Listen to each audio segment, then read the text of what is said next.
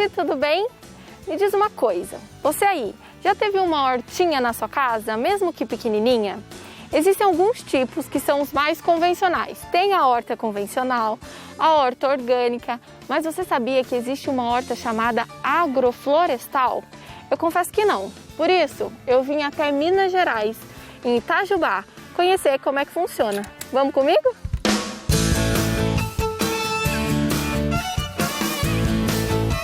E para explicar um pouquinho pra gente, o Bruno tá aqui. Bruno, agrofloresta é um método, certo? Isso. Uhum. De cultivo? É um método de cultivo. Ele é um método de cultivo que integra ele entende como que a natureza funciona, né? A floresta funciona, para favorecer a produção de alimentos. Então daí a gente vai ter que entender qual que é a vida do solo, qual que é o pH que o solo precisa estar, sombreamento, umidade. Então na agrofloresta a gente estuda esses elementos para primeiro pegar uma área degradada e entender o porquê que ela está daquele jeito, né? Que a gente tem os fatores históricos do Brasil, né, de exploração de madeira, monoculturas. E hoje a gente chegou no cenário que a gente está aqui com as montanhas, igual para cá, né?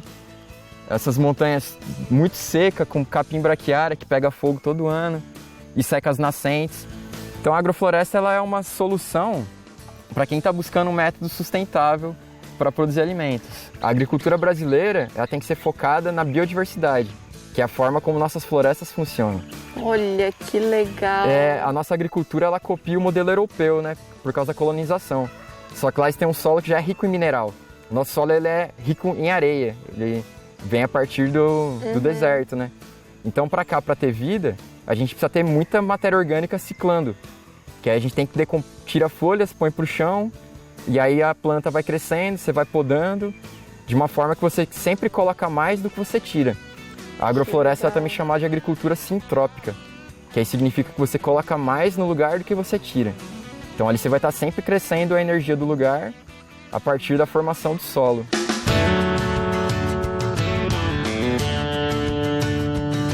Agrofloresta é a combinação de roça e floresta no mesmo espaço. As culturas agrícolas com um ciclo de produção mais rápido preparam um ambiente para plantas e árvores maiores. O método de agrofloresta, ele tem uma organização de como você vai fazer esse preparo. Porque se você só jogar lá, vai ficar entulhado, feio. Então para cá a gente já pensa num sistema de plantio que você consiga andar na horta, ter a comida bem posicionada. Isso é o solo.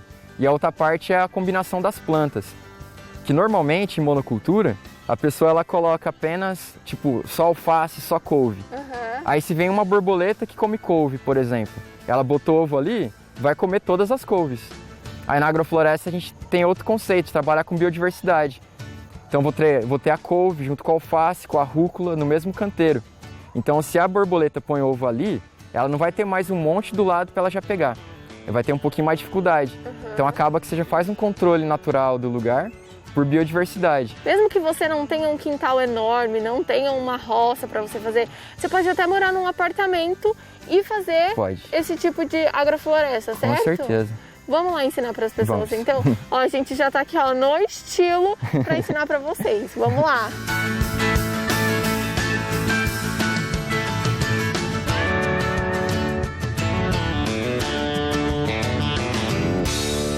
Antes da gente plantar, né? Antes de preparar, a gente tem que fazer o cuidado do caminho do solo, né? Que aqui é onde a gente vai fazer o caminho para andar. E aí ele não tem só essa função de caminho, ele vai virar uma caixa d'água, né? Porque a gente vai lotar aqui de matéria orgânica, aí quando chover essa água vai ficar reservada aqui, sabe?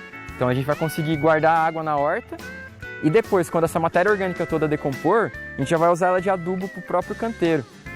Então aqui a gente faz o canteiro com 80 centímetros de largura. Sempre tem que ter 80 centímetros. Eu gosto de 80 porque é a largura de um passo, sabe? Que às vezes você tá trabalhando de um lado... Passo enorme, né, meu amigo? Vamos lá, 80 centímetros. 80? E eu faço ele com 20 centímetros de altura, mais ou menos. Tá. Que ele vai ficar assim, né? Uma horta meio em degrau, assim, né? E aqui nessa parte eu vou lotar de matéria orgânica. Então bora lá. A primeira camada será de folha de bananeira. Mas você deve estar se perguntando, e se eu não tiver em casa? Se não tiver, eu uso o que tiver disponível de poda. folha de árvore, poda de grama. Ah, então não necessariamente você precisa levar. Imagina uma pessoa num apartamento fazendo um vaso levando uma folha de bananeira. Não dá, né, gente? Entrar no Então, elevador, né, com a bananeira. Usa o que você tiver em casa, certo? Desde que seja da poda. Isso. O Bruno picou as folhas e cobriu todo o caminho. Depois é a vez do tronco de bananeira. Ele vai servir como uma esponja para armazenar água e manter o solo sempre úmido. Se você não tiver isso em casa, você pode usar o coco verde aberto picado. Eu coloquei a mão na massa.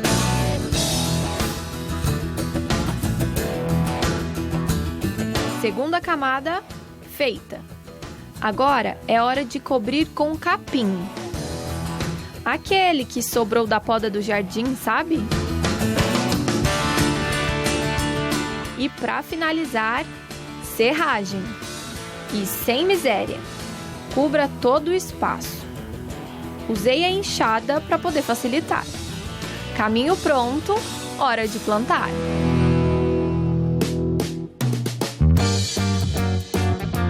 Aqui não faz o processo que a gente fez no começo do caminho, né? Isso. Esse aqui é mais simples. Mesmo que seja para poder plantar, que teoricamente teria que ter bastante nutriente, é assim que se faz. Então aqui tem a terra.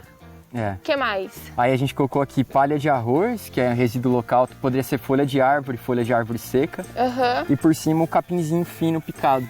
Tá. Que é poda de campo de futebol. É assim. Bem mais simples, né? Onde a gente planta. Isso. E aí agora a gente vai começar a plantar, certo? Certo.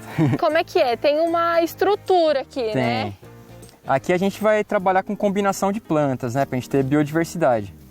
Aí a gente vai combinar a berinjela com rúcula, cenoura e alface. Então a gente começa plantando primeiro as maiores. Aí a gente vai abrir tipo um bercinho, né? Aí a berinjela pode ficar a cada 60 centímetros, mais ou menos. Para saber a distância entre elas na hora de plantar, você precisa imaginar a planta adulta. Se não souber, uma busca rápida pela internet vai te ajudar. Lembrando, gente, que a gente fez o espaço aqui, a gente abriu e aí dá uma mexidinha na terra, né, Bruno? Que aí é para a matéria orgânica não ficar pegando no pé da planta, porque senão ela pode decompor. Tá. Então tem que fazer meio um vulcãozinho assim, aberto. Abriu a casinha e agora? A casinha. Aí para plantar a muda, ela sai facinho de lá. Não coloca nenhum adubo, assim? Aqui eu não vou colocar porque já tem bastante, já é uma terra que está muito boa. Você não pode colocar um esterco curtido ou uma terra de compostagem. Tá. Aí você faz assim um buraquinho, coloca ela e dá uma apertadinha de leve só para tirar o oxigênio só. A ordem do plantio é sempre da maior para a menor. Depois da berinjela, foi a alface. E as pessoas podem plantar o que elas quiserem? Às vezes o pessoal fica com medo assim do que pode plantar junto, mas acha muito material na internet. Aí só fazer um buraquinho assim. Maior? Aí encaixa o pininho dela.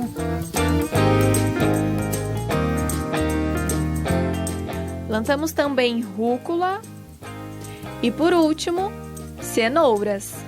E aí com essa combinação você vai estar com uma horta que é quase uma engrenagem, vai estar sempre produzindo alimento já.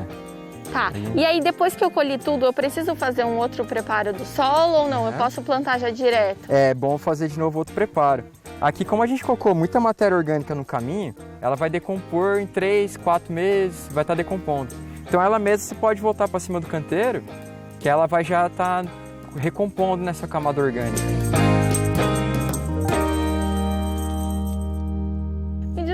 A gente colocou toda essa matéria orgânica no caminho, mas quem está fazendo em casa num vaso, coloca a matéria orgânica e planta em cima? Daí em casa, se ela fosse fazer o vaso, daí ela ia fazer essas camadinhas, colocar a terra preta, aí uma camadinha de folha seca de árvore e um capinzinho fino por cima. Tá, daí não precisa colocar a casca do coco? Não, a casca do coco se pudesse umas fibrinhas no meio também, que ela ajuda a segurar a água. É muito bom estar misturado um pouco. Tá. Assim. E aí, gente, além disso, também faz parte da agrofloresta a presença de alguns animaizinhos. Isso. E aqui na fazenda tem, certo? Tem. Quais são esses animais? Aqui a gente tem nossas amigas, as abelhas jataís, que são as nossas polinizadoras. E aí vocês criam as abelhas e elas vêm e polinizam por vocês.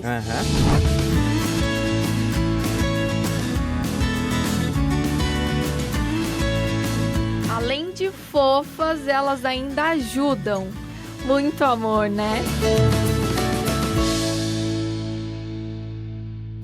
Agora, a gente já ensinou como fazer em pequena escala. Pequena escala. Mas você também já fez um reflorestamento em grande escala. Grande escala também. E é pra lá que a gente vai agora. Vamos conhecer? Vamos, bora lá. Vamos lá.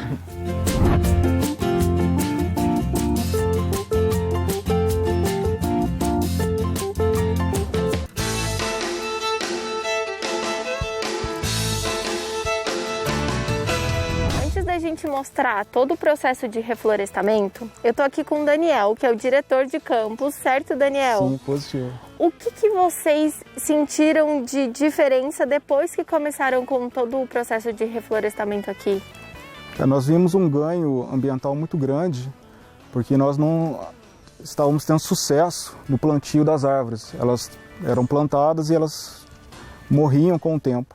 E com o sistema de agrofloresta e esse tratamento melhor do solo, elas estão tendo um maior aproveitamento das mudas e elas estão vingando, né, e tendo um crescimento melhor. O reflorestamento com o sistema alternativo na universidade começou em 2019. Hoje nós temos árvores frutíferas, árvores nativas, né, intercaladas em várias seções do campus. E aqui é um exemplo, né? Isso. Essas aqui são árvores frutíferas, mas elas são adubadas com a poda das outras árvores aqui do campo. Exatamente. Né? É feito todo um processo de aproveitamento, de compostagem com essa matéria orgânica que é recolhida da poda e da jardinagem.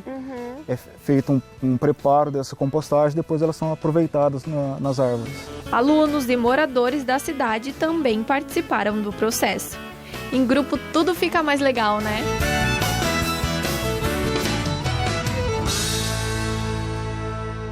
O Bruno já tá lá em cima, lá no morro, esperando a gente. Vamos lá? Bruno, esse aqui é um conceito macro de agrofloresta, certo? Certo, isso mesmo. Há um ano atrás não era bem assim. Não era. Como é que era antes? Aqui é uma área que a universidade usou terra daqui para aterrar para fazer a universidade, né? Então esse morro aqui virou uma área de tirada de terra e tava aqui a terrona vermelha já, sabe? Aquele solo desertificado, Sem já nutriente argilona, nenhum. né?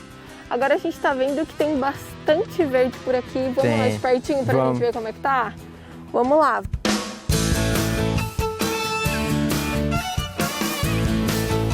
O conceito de agrofloresta foi aplicado numa área de 20 mil metros. Antes era tudo seco. Olha só agora. Tivemos até que abrir uma trilha para mostrar tudinho para vocês. Então esse morro inteiro aqui era desse jeito. Pegou fogo várias vezes. A universidade tentou várias vezes recuperar. Só que é um processo muito difícil, né? Porque é um solo que já está desertificado. Então para recuperar isso aqui é muito complicado. Daí a gente usou poda da universidade, que aqui tinha um pátio ali lotado de matéria orgânica, e é tudo pro aterro. Aí a gente conversou com o reitor, montamos um projeto de recuperação aqui do morro. E aí a gente começou a mandar para cá os caminhões de matéria orgânica, fazendo compostagem aqui. E aí vocês plantaram o que aqui? Aqui a planta principal é essa daqui, que é o feijão guandu, que é essa planta aqui, ó. Ele é um pé de feijão que forma esse arbusto. E ele é uma planta muito forte para recuperar áreas degradadas. Poucas plantas, nem capim crescia aqui. É uma área que ficava só que a terrona vermelha seca. E aí com o trabalho do guandu, e aí a gente poda ele 2 vezes por ano, a gente está começando a melhorar o solo. E aí no final desse ano vai dar para entrar com mudas de árvores aqui no meio. Eles plantaram 2.000 pés de feijão. Além de reflorestar, eles têm outro objetivo com o projeto. Aqui um foco muito importante é a recuperação de nascentes, porque a gente tem 2 nascentes aqui embaixo, que é uma água que pode ser usada até pela universidade. Mas com esse morro seco, ela parou de captar água. Então a gente recuperando esse morro, fazendo o reflorestamento daqui e recuperando o solo, né, que é o princípio da agrofloresta, a gente volta a ter água de novo.